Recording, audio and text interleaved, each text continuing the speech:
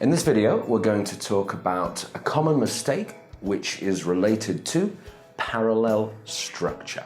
So let's find out what parallel structure is. Basically, it's when you have a longer sentence and in that sentence, you have to use the same style of verb, the same form of verb all the way through. So let's see an incorrect example.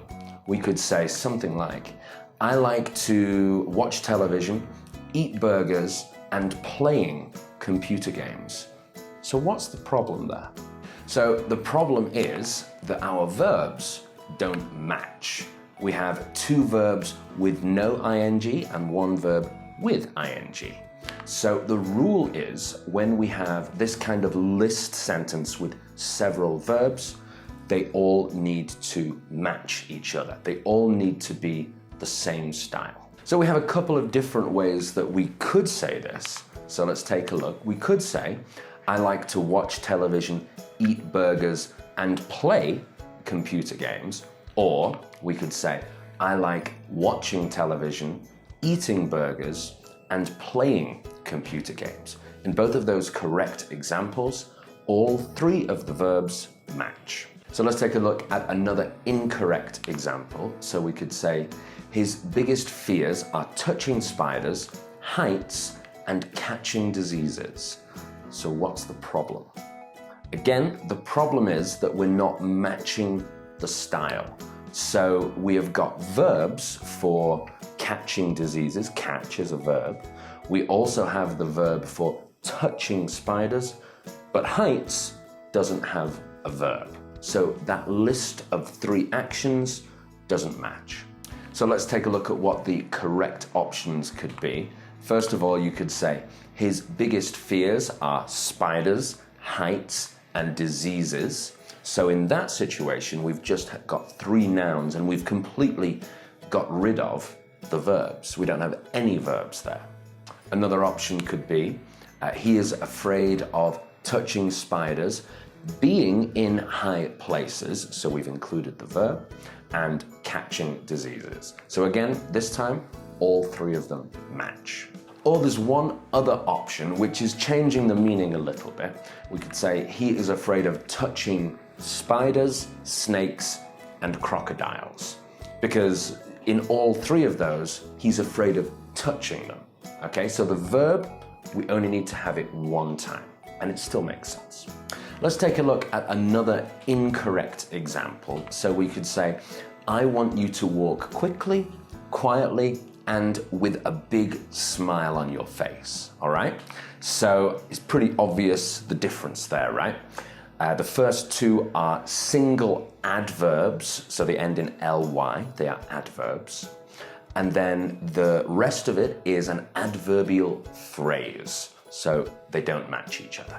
So what are some correct ways we could say that? First of all, the simple way, and I think the better way, is I want you to walk quickly, quietly, and happily.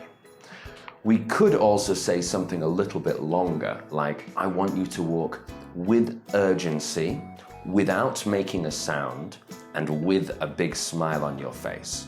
So in that second example, they all match, but it's a little bit too long, I think. So if you had to choose, I would choose the first one. So let's take a look at another one. So something like, I hope that you stay here, that you find happiness, and enjoy life. So this one is not quite as obvious, but the problem is that the first two, we've used that you, and then a verb.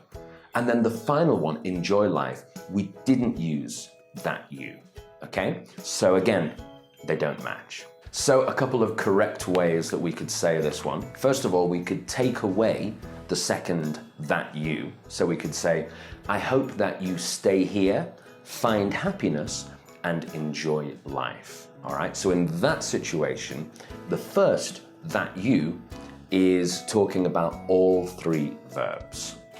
The other option is that we add another that you. I hope that you stay here, that you find happiness, and that you enjoy life, okay? Either one of those is perfectly correct. So your challenge for this video, I'm going to give you a schedule of 3 things that you have to do in one Monday morning, and you're going to turn that schedule into a sentence. But what I want you to do is challenge yourself, turn it into 2 different types of sentences, all right? So you've got 3 things that you have to do in your schedule. I want 1 sentence that explains the schedule in one style, and another sentence that explains the whole schedule but using another style, all right? And this will be very good to practice your variety in your language, all right? Have a try now. So let's take a look at a couple of the answers there. So the first option is a simpler option. On Monday morning, I will speak to the sales team, my husband, and Sarah. Very simple, and all of those match. They're all talking about speak. And then a second option, which is quite a bit more complicated. On Monday morning, I will listen to a report from the sales team, call my husband about my daughter's grades at school, and discuss new product ideas with Sarah. Okay, so you can see that all of those have the same style. They all have a verb phrase, all right? And there's no ing here and no ing there. They all match each other. So everyone, that is parallel structure. And it's particularly important when you're making longer sentences, those kind of list sentences where you're talking about several things that you're going to do or several things that you like, situations like that. Okay? See you in the next video.